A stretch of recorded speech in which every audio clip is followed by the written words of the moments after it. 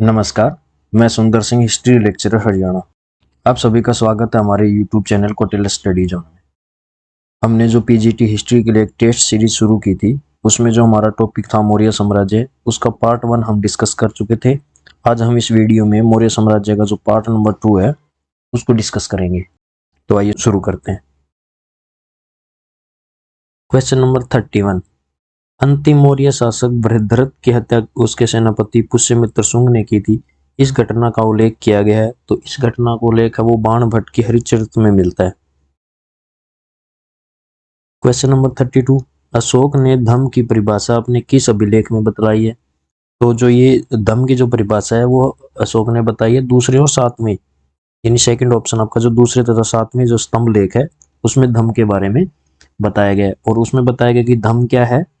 धम्म के बारे में लिखा है कि अल्प पाप,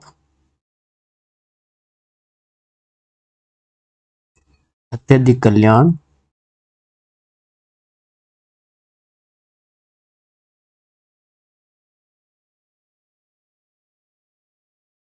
दया, दान, सत्यवादिता,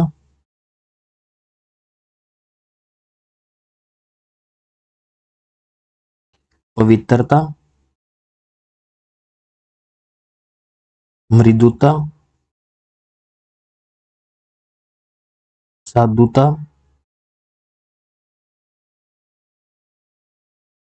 इन सब के बारे में लिखा है कि यही दम है। तो दम की परिभाषा आपकी दूसरे और सातवें स्तंभ लेख में मिलती है। Question number 33। अशोक के धम्म का स्वरूप विद्वानों ने भिन्न भिन्न निर्धारित किया है, इनमें से कौन सा सुमेलित नहीं है? जैसे अशोक का आविष्कार रोमिला थापर ने बोला है, ये बिल्कुल ठीक है। राजधर्म बताया जेएफ फ्लीट ने, ये भी बिल्कुल ठीक है। उपासक बौद्ध धर्म बताया है डीआर भंडारकर ने, ये भी बिल्कुल ठीक है। उसके बाद बताया कि नैतिक आचार संहिता, ये श्री राम गोयल ने नहीं बोला, ये बोला नीलकंठ शास्त्री ने।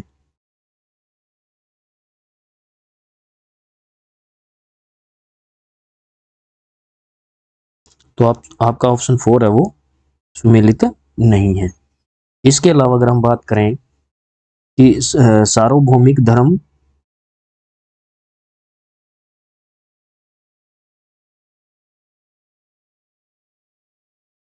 या फिर हम बोलें कि सभी धर्मों की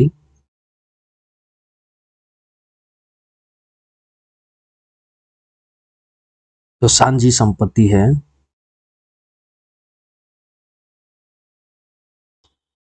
ये धर्म के बारे में बोला है स्मिथ महोदय ने, VA. Smith. Question number 34। Maurya काल में उपदा परीक्षण द्वारा किसकी नियुक्ति होती थी? तो ये होती थी अमात्यों की, अमात्य या मंत्री की, यानी अमात्य से अगर मंत्री बनाना है तो उपदा परीक्षण द्वारा। और उपदा परीक्षण क्या था? चरित्र की जांच।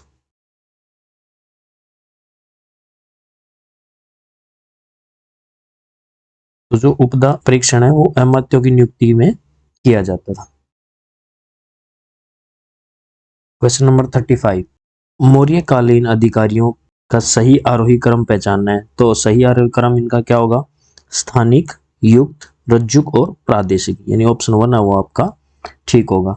और अगर हम बात करें अधिकारियों की, तो सबसे पहले जैसे गोप, गोप क्या होता था? 10 गांव का जो मुखिया है।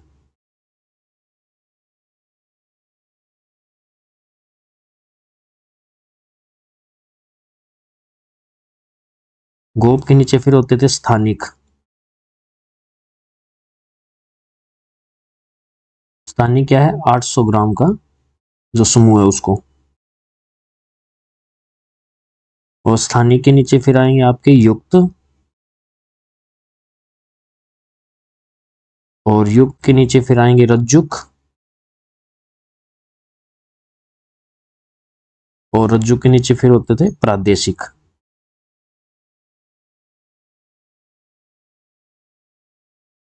प्रादेशिक या प्रदेष्टा, यानी यह चढ़ता क्रम है आरोही क्रम में। सबसे छोटा गोप, गोप के ऊपर स्थानिक, स्थानिक के ऊपर युक्त, युक्त से रज्जुक, और रज्जुक के ऊपर सबसे ऊपर प्रादेश। जो युक्त है वो केंद्र और स्थानीय शासन के बीच संपर्क की कड़ी होते थे। केंद्र और जो स्थानीय शासन है, इन दोनों के जोड़ने वाली कड़ी कौन थे? युक्त। और रज्जु क्या है? ये जिला स्तर पर मुख्य अधिकारी होता था। और जो प्रादेशिक या प्रदेश है, ये स्थानिक और गोप के कार्यों की जांच करते थे।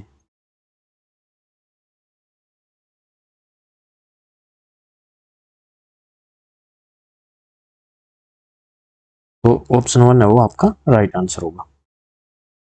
क्वेश्चन नंबर 36, मेगास्थनीज द्वारा वर्णित नगर प्रशासन के संदर्भ में कौन सा एक युग्म सुमेलित नहीं है? तो इसमें आपकी समितियां दी गई और ये समिति किस से रिलेटेड थी वो दिया गया है। प्रथम समिति उद्योग धंधों का निरीक्षण करती थी, बिल्कुल ठीक है। द्वितीय समिति बिक्री कर वसूल करना, द्वितीय समिति का ये काम नहीं था, यानी आपका आंसर तो सेकंड हो जाएगा जो सुमेलित नहीं है, क्योंकि द्वितीय समिति जो करती थी वो थी विदेशियों की देखरेख करना।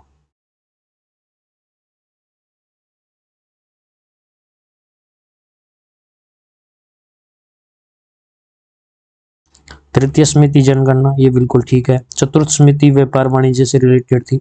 और अब दो समिति जो और बच गई है, फिफ्थ और सिक्स, यानी 6 समितियों का वर्णन मिलता है उसमें। जो फिफ्थ समिति है वो है उद्योग समिति।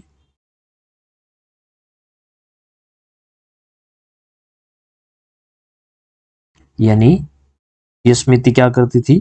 बाजार में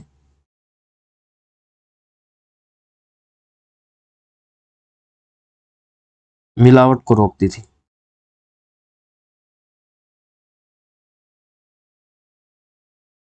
मिलावट की जांच कौन सी समिति करेगी?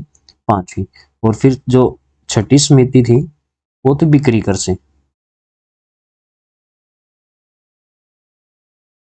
बिक्री कर और चुंगी कर वाली, चुंगी कर वसूल करना, ये छठी समिति का काम था।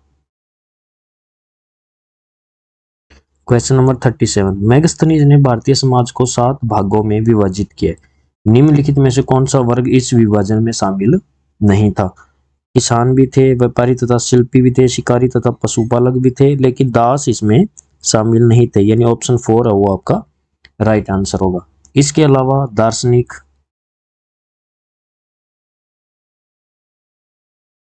योद्धा या सैनिक,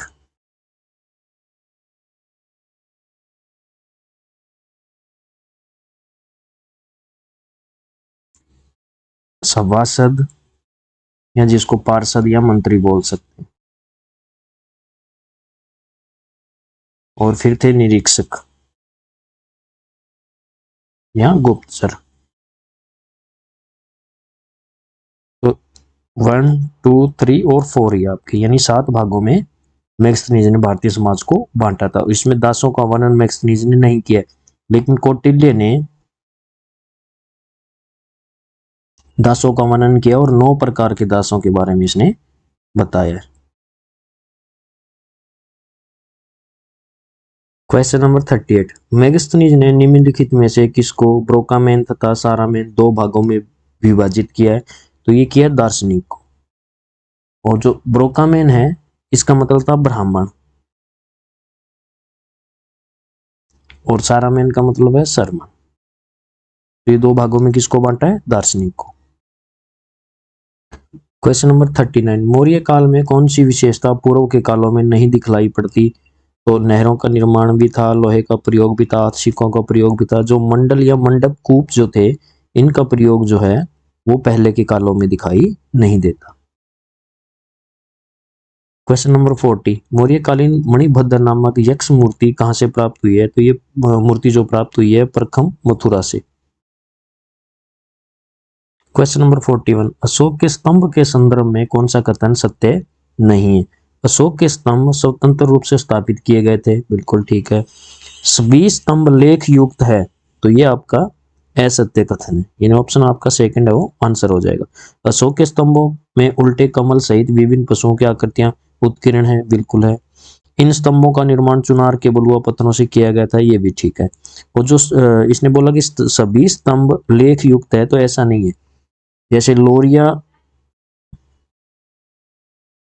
रामपुरवा जो स्तंभ लेख है,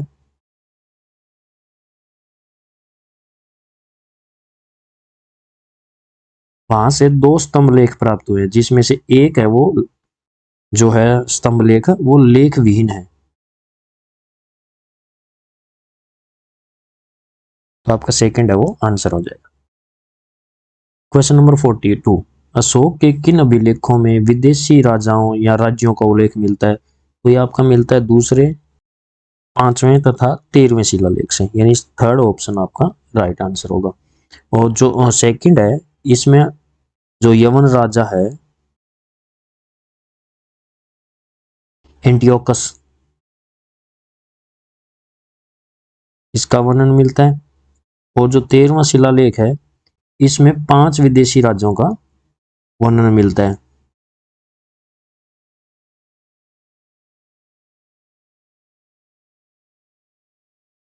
जिसमें एंटियोकस, टोलमी, एंटीगोनस, मैगस और अलेक्जेंडर, इनका वर्णन उसमें मिलता है।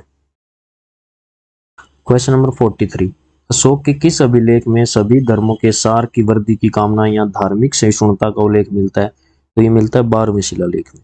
और 12वें शिलालेख को वो धार्मिक सहिष्णुता लेख भी बोला जाता है। क्वेश्चन नंबर 44, मौर्यों को निम्नलिखित में से किस ग्रंथ में क्षत्रिय कहा गया है? तो दिग्निकाय में भी क्षत्रिय बोला गया है, दिव्यदान में भी बोला गया और महावंश में बोला गया है, लेकिन मुद्रा राक्षस में इनको निम्न कुल का बोला गया है। तो 1 2 4 आपका आंसर हो जाएगा। 45, किस अभिलेख में अशोक ने बुद्ध धम्म तथा संघ के प्रति आस्था व्यक्त करने के साथ 7 बौद्ध ग्रंथ का उल्लेख किया गया है? तो ये किया गया है भाब्रू बेराट अभिलेख जो है उसमें। और ये कहां से मिला है? जयपुर में, जो बीजक पहाड़ियां हैं वहां से ये प्राप्त हुआ है।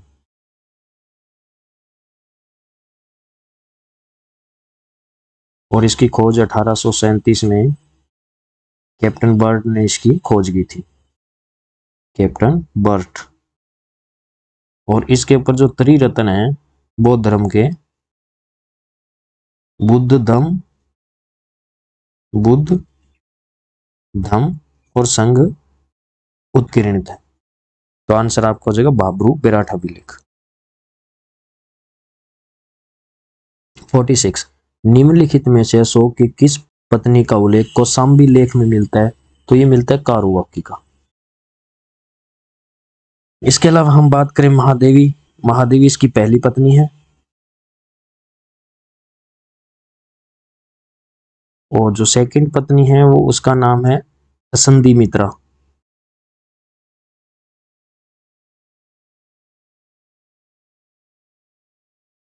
थर्ड का नाम है तिष्य रक्षिता।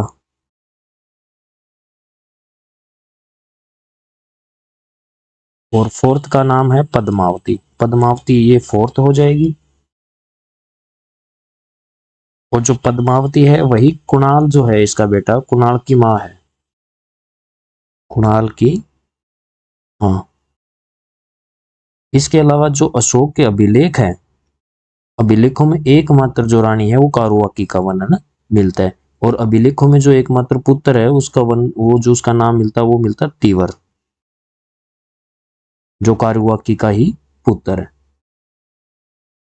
और जो राजतरंगिणी है कल्हण की, इसमें अशोक का एक अन्य पुत्र है जालोक, उसका वर्णन मिलता है। 47, पुराणों के अनुसार अशोक के पश्चात कितने मौर्य शासकों ने शासन किया? तो अशोक के बाद 10 मौर्य शासकों ने शासन किया है, और ये पुराणों के अनुसार है, जिसमें पहले कुणाल, फिर है आपका बंधुपालित,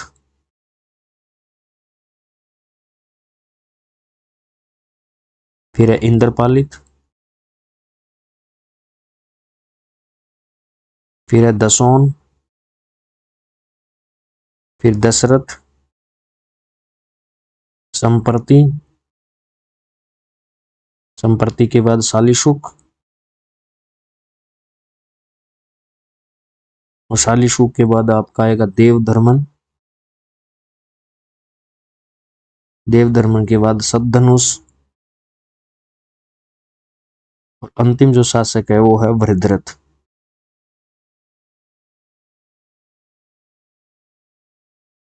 और जो वृद्धरथ है वो मौर्य साम्राज्य का अंतिम शासक है। 48 धर्म प्रचार हेतु अशोक द्वारा धर्म प्रचारकों को विभिन्न देशों में भेजा गया था। इस संदर्भ में निम्नलिखित युगों में से कौन सा एक सुमेलित नहीं है?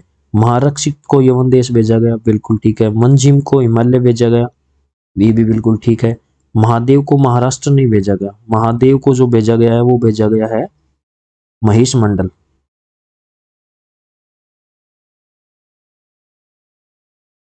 या मैसूर। और जो महाराष्ट्र भेजा गया वो भेजा गया महाधर्म रक्षित को।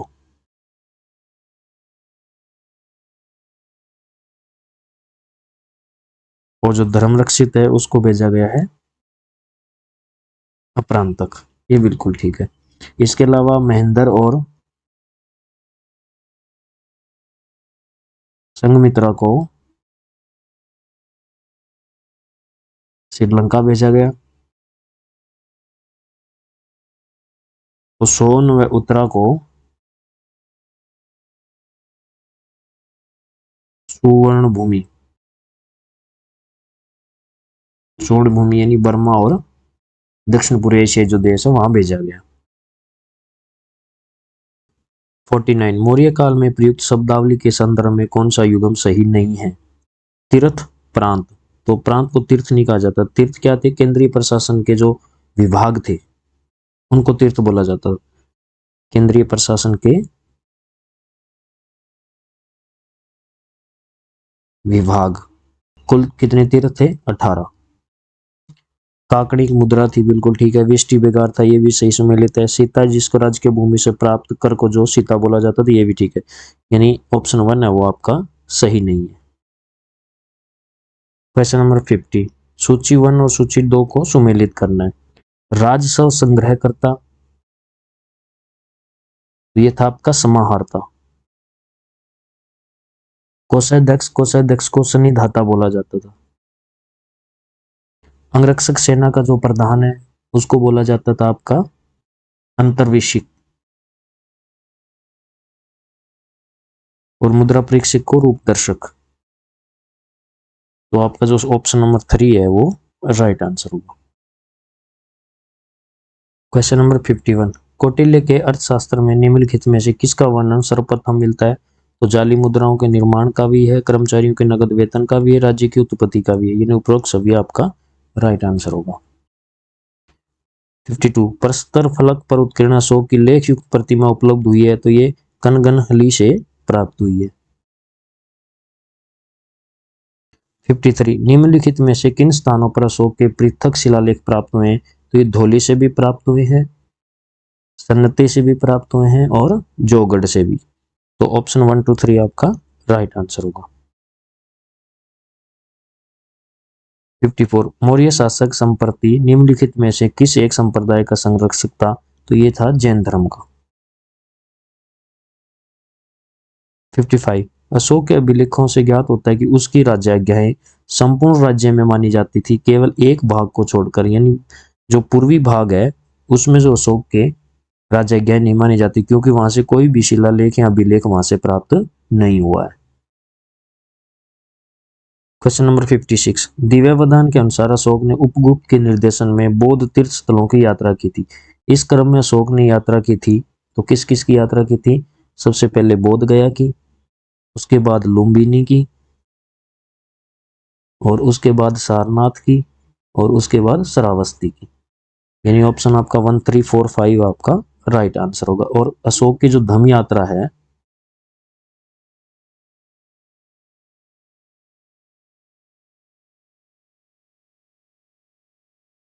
इसका जो सही क्रम है वो है सबसे पहले बोध गया,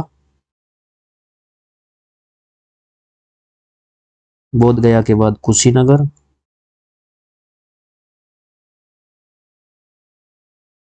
कुशीनगर के बाद लुम्बिनी, और लुम्बिनी के बाद कपिलवस्तु,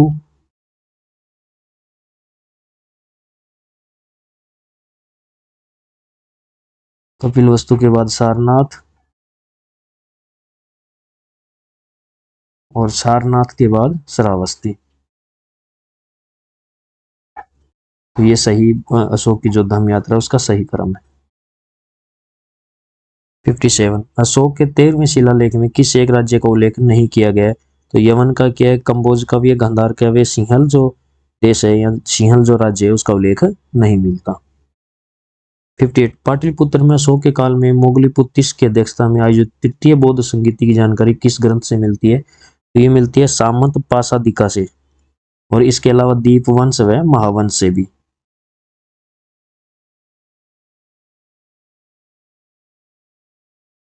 दीपवंश, महावंश और सामंत पासादिका, इनसे तृतीय बौद्ध संगीति के बारे में जानकारी प्राप्त होती है। 59 सीरिया के शासक एंटियोकस प्रथम ने बिंदुसार के दरबार में किसे राजदूत बनाकर भेजा था? तो ये भेजा था डायमेकस को। 60 चंद्रगुप्त मौर्य ने दक्षिण भारत में अपना अंतिम समय किस जैन धर्मगुरु के साथ व्यतीत किया था? तो ये किया था भद्रबाहु के साथ। मौर्यकालीन सिंचाई प्रणाली का एक वृहत अवशेष यानी नहर कहां से प्राप्त हुआ है? तो ये प्राप्त हुआ है विदिशा से। और इसके अलावा एक एक्स्ट्रा क्वेश्चन जो है, जो इम्पोर्टेंट है, वो आपने ध्यान रखना है कि अशोक का जो व्यक्तिगत नाम है, अशोक का व्यक्तिगत नाम यानी अशोक का नाम अशोक है, वो 4 जो अभिलेख है उनमें मिलता है। मास्की, उदेगोलम,